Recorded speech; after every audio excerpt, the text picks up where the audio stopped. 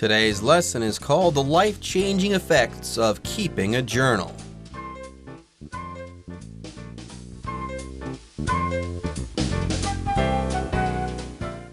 Hello, everyone. My name is Jeff. I am called Roger, and today we're going to continue talking about journaling or keeping a journal or writing in a diary. Now, last time, of course, we said it might be difficult to keep a diary or write in a diary on a daily basis, but there are some advantages to writing in a diary. As we said last time, it can help us filter out good things from bad things, or we can also write down things that we should remember, because if we don't write them down, we're going to forget them. And that might be important. If we can remember important things, they can help us improve our lives. There you go. Not only is journaling a great memory aid, if you write things down, you can commit those things to memory more efficiently. But remember, it's also a great way to get a big picture view of your life. Yes, if you write things down, you might see certain patterns that you've fallen into. You might start to learn that some things that you thought were important weren't important. So really, you get to see your life in a new way from that big picture perspective. You see what's really important and what's not, and you also see the patterns that you're following that you can then change and improve your life. Okay, if you do this, you are going to improve your life. Yes, journaling can have life-changing effects. It says it here in the title. How about that? All right, folks, with that, it's time for us to take a short break. But when we come back, we'll start reading from the second portion of our lesson on journaling. If you're looking for a way to blow off steam, journaling can help with that too. When we lack a healthy channel for venting negative emotions, those feelings can build up and cause stress or health problems. In fact, one study revealed that just 3 to 5 writing sessions of 15 to 20 minutes was enough to help people cope with trauma. Other studies show that this healing effect can extend to improved immune system function. 大家好，第一部分我们看到一个片语 blow off steam 表示发泄情绪，释放精力。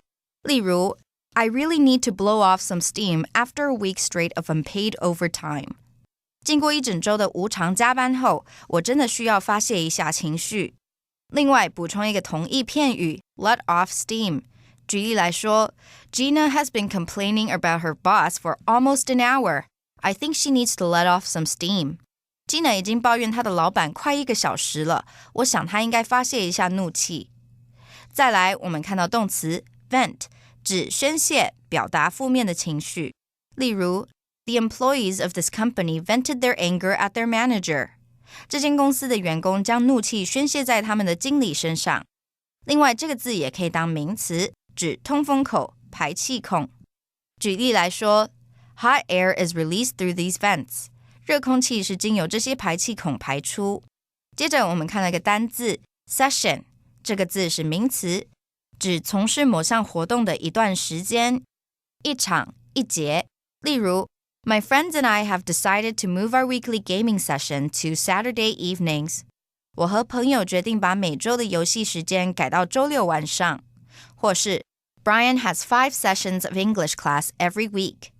Brian 每个礼拜都有5节英文课。再来，我们看到名词 trauma， 指心理情绪创伤，严重外伤。举例来说 Olivia hired a psychotherapist to help her deal with the traumas she got from the earthquake. Olivia 请了一名心理治疗师来治疗她在地震中受到的心理创伤。或是 The couple suffered serious trauma to their bodies after the car accident. 那对情侣经历那场车祸后有严重的外伤。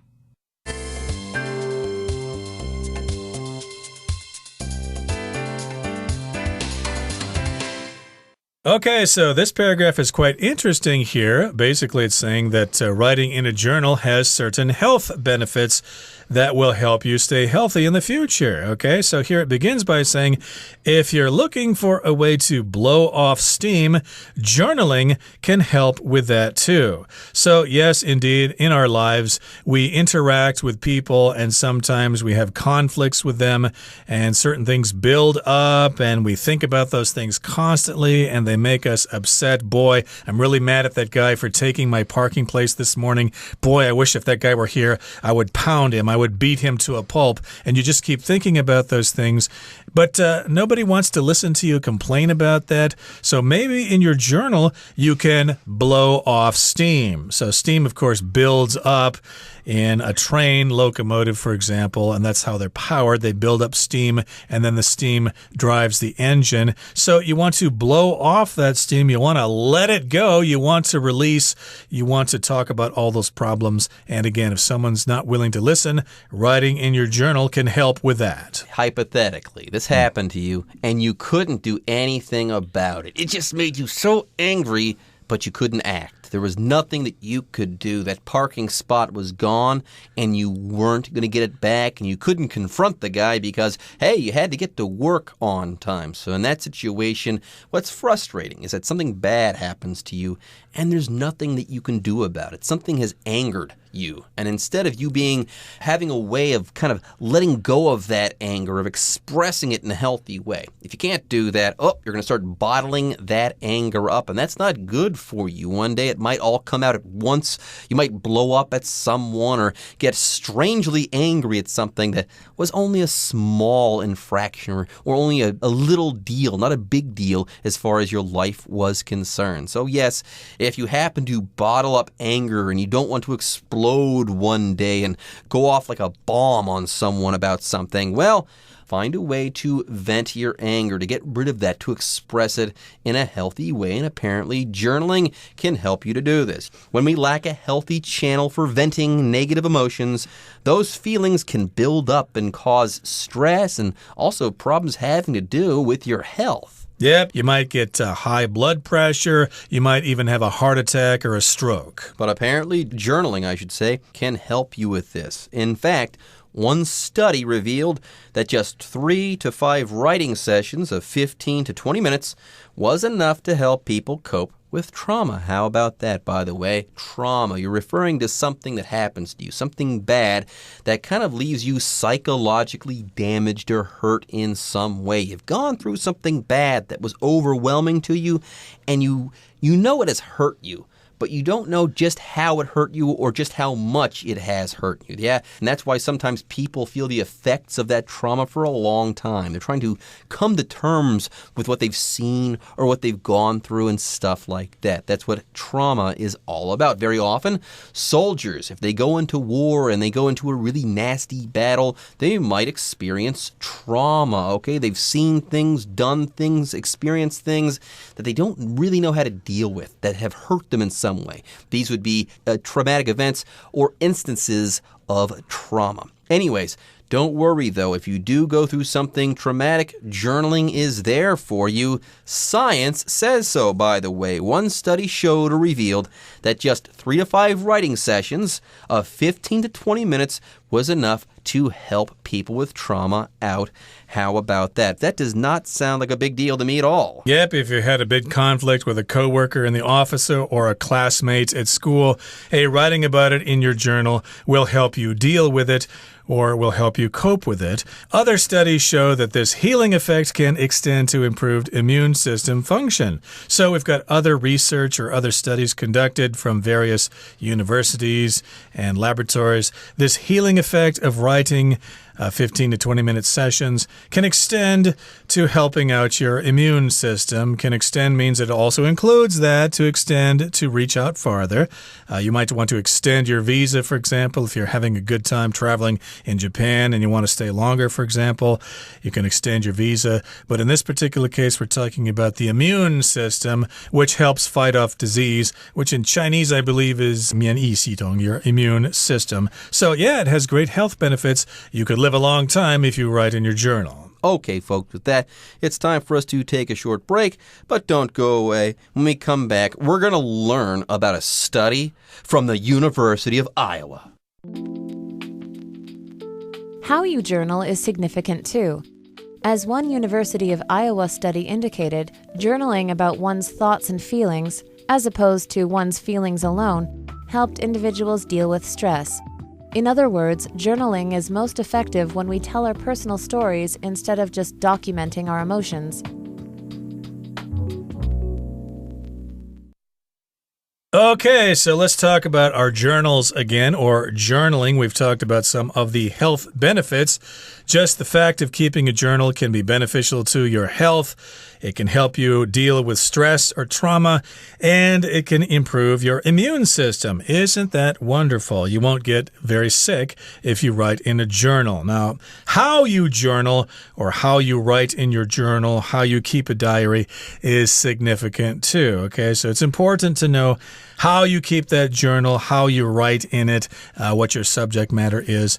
And as one University of Iowa study indicated, journaling about one's thoughts and feelings, as opposed to one's feelings alone, helped individuals deal with stress. So this is one way to keep a journal. You want to write about both your thoughts and your feelings, and not just your feelings only, okay? So they're saying that, yes, if you write a journal and you talk about your thoughts and also your feelings, that's better than just talking about your feelings alone. There you go. Thoughts and feelings. You have to have both there, because if you do have both, if you include both of these things, you'll be able to better deal with stress. How about that? Moving on, the next sentence says, in other words, journaling is most effective when we tell our personal stories instead of just documenting our emotions. So yes, thoughts and feelings too. Tell your story and also talk about your emotions. Do both. By the way, if you document something, okay, you keep track of that thing. You keep a record of that thing, okay? You can take footage, video footage from your smartphone, let's say, to document an event, or just by writing in your journal, you are documenting your emotions, your feelings, so on and so forth. Yeah, I wish I actually told some of my personal stories when I was back in university, because when I read my old journals from university days, it's just a bunch of crap talking about my emotions. I'm going to burn that stuff as soon as I can. But yes, telling those stories about things that happened to you, those anecdotes, are priceless. And yes, you can write about your emotions, but you don't have to keep those journals. At least that's my experience. Okay, let's move on now to the third and final part of our lesson for today. Let's listen to it first. Some critics of journaling have pointed to evidence that the activity causes people to overthink their problems. But such an issue isn't difficult to address. For every complaint we write about, for instance, we could describe something we're grateful for. Each of us has the potential to be the author of our own lives. As we journal daily, our desires and dreams crystallize, making it easier for us to transform them into reality.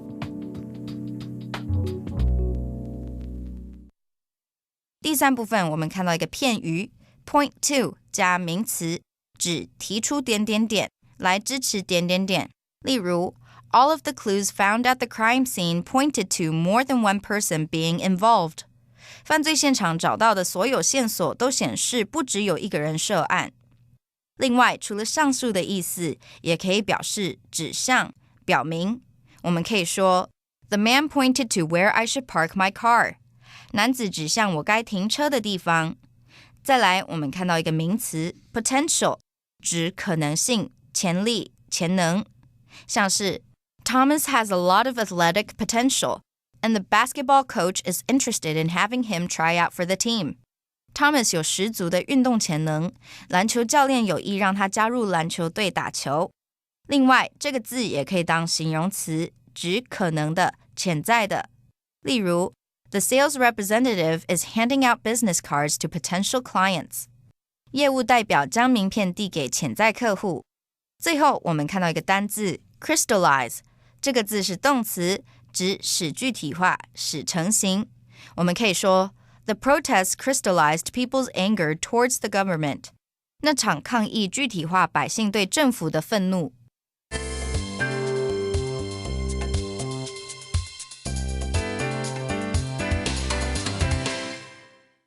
Everyone, journaling is great. It's awesome. It's the best. But even though we know this, there are some people who are not on board. There are some people who don't think that journaling is great. Yes, some critics of journaling have pointed to evidence that the activity causes people to overthink their problems. Yes, if you self-reflect too much, if you spend too much time thinking about yourself or thinking about your feelings, maybe you're going to overthink things, and that's not a good thing. So that's what critics of journaling say, and I guess there is some merit. So here it says that these critics have pointed to evidence. By the way, if you point to evidence, okay, you're trying to indicate that this evidence exists, okay? You've got an argument, let's say, and you're showing your reasoning. You're showing why you believe something. You're showing the proof that might stand behind or support what you're trying to say. That's what it means to point to something here. And also we have the word evidence. Evidence, everyone, is a lot like proof. Yep, you need to gather evidence at a crime scene so you can figure out who committed the crime. And some critics are saying, yes, if you write in a journal, that causes a lot of people to overthink their problems. 你想太多了. That's a common phrase in Chinese. Yeah, you're just thinking too much. You're making a mountain out of a molehill. You're making a big deal out of this. Yeah, if you write about little things in your journal, well, then it seems like you make those problems much too big and it's going to cause problems for you. So that is one criticism of writing in a journal. There you go. Anyways, moving on. The next sentence says, but such an issue isn't difficult to address. So if you're worried that maybe these critics are right, they're right about how you're going to overthink things, well, don't worry. We can address this issue. By the way, here an issue is something that you should think about. It's a concern. We're not talking about magazines or anything like that. No. That's not what an issue is. It's something that people are worried about, that they want to talk about, that they want to resolve, so on and so forth. Anyways, such an issue isn't difficult to address. For every complaint we write about, for instance, we could describe something we're grateful for. So don't just think about the negative. Make sure that every single time you do write about something negative, that you also try to write about something positive. Yep, there's a tendency in human nature to complain about things. So just remember to do the opposite of complaining when you write in your journal. Praise other people, mention the things you're grateful for, or even tell a couple of funny stories that aren't really complaining about anything. Okay, here in the final paragraph where you wrap things up, it says, each of us has the potential to be the author of our own lives. Potential just means the likelihood of something happening in the future. So it's possible for all of us to be the author of our own lives. We can actually write very interesting journals, even though our lives may be totally boring. There you go. We have the potential to do this. We all have this ability to turn into something great in the future. Anyways, as we journal daily, our desires and dreams crystallize. They take a solid form, making it easier for us to transform them into reality. There you go. Journaling is pretty much the greatest. All right, folks, with that, it's time for you to hear from the Chinese teacher. She truly is the greatest.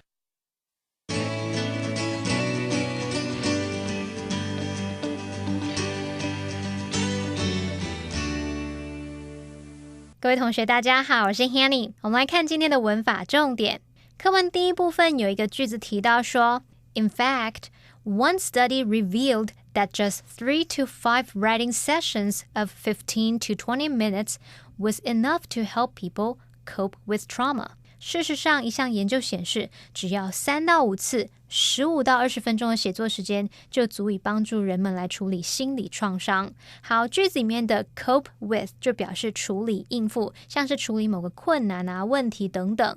那它的意思就跟 deal with 差不多，所以 cope with trauma 就表示处理心理或是情绪的创伤。好，另外这个句子里面还有一个补充单字是 session， 我们来学它的字根。好，看到 S-E-S-S 或是 S-E-D或是 SID 或是 SIDE 这一类的字根呢，它们是有这种 sit 就是做或是就做的意思，那也带有这种保持在某种状态的语义。好，在 session 这个字当中 SESS 表示做， ION 是名词字尾。同学们可以试着想想看，什么场合需要大家坐下来呢？通常就是有开会啊、集会的时候嘛。所以 session 这个字它有会议、会期的意思，也可以用来指从事某一项活动的一段时间、一场。像课文里面的 writing session 就是指一段写作的时间。好，那这边顺便补充几个有这一类字根的单字。第一个是 possess。 好 possess 我们知道是拥有嘛，我们来看它的字首 POS 表示具有掌控力，那么 SESS 表示做。同学们可以试着想，某个人坐在那边，他一直拥有这个掌控的力量，这样应该可以联想到 possess 它有支配啊、持有或是占有、拥有的意思。好，第二个要补充的字是 obsess OBSESS， 它的字首 OB 有对抗的意思，那么字根 SESS 表示做。那我们就试着想，当你看到心爱的人、心爱的偶像，就好像整个人被困坐在那边，没有办法抵抗这个对方的魅力，整个人都被迷住了。所以 obsess 这个动词它就有着迷、迷住的意思。好，第三个要补充的字是 reside RESIDE， 它的字首 RE 表示以前或是再度，那么字根 SIDE 表示做。如果某个人或某事物，它从以前就一直待在某个地方，一直存在于某个地方，这样也许就可以联想到 reside 它有居住、定居或是存在于什么什么的意思咯。那么第四个要补充的是 dissident DISSIDENT。 好，它的字首 DIS 表示分开， SID 表示做，那么 ENT 是形容词字尾。同学们可以试着想，政治理念不同的人，他们通常不会坐在一起商讨事情，会分开做嘛。好，那么 dissident 当形容词就可以用来表达持不同政见的，那么当名词就可以用来指持不同政见的人或是异议分子。好，那么以上是今天重点整理，我们回顾今天的单字吧。Extend. The rights recorded in the United States Constitution extend to all people in the U.S., not just citizens. Document. Photographers documented the destruction after the storm had passed. Evidence. Drug trials did not provide sufficient evidence that the medicine is effective. Issue. If you have any issues with our customer service, you're welcome to speak to a manager. Potential. With more training, Evelyn has the potential to be a great programmer.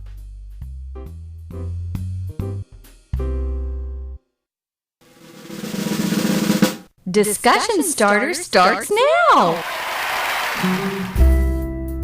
Here's our discussion starter for today. The question is, how has this article affected your opinion of keeping a journal? Well, it made me realize that journaling makes sense, okay? I like this idea of journaling because you can reap a lot of rewards for not that much effort and hard work. You don't have to journal much before you start seeing positive things happening to you, okay? So I think for these reasons that journaling is something I'm going to start doing immediately. Well, this article didn't really apply to me because I already do this and I did not need to read this article to convince me to keep a journal. I'm going to keep on writing one anyway, but hopefully this article has encouraged some of you to start writing in your journals. It will be beneficial for you. You'll lead happy lives afterwards. Okay, everyone. With that, today's article is now complete. But, as always, we sure hope that you guys have enjoyed reading along with us. Anyways, I'm Jeff. I am Roger. See you next time.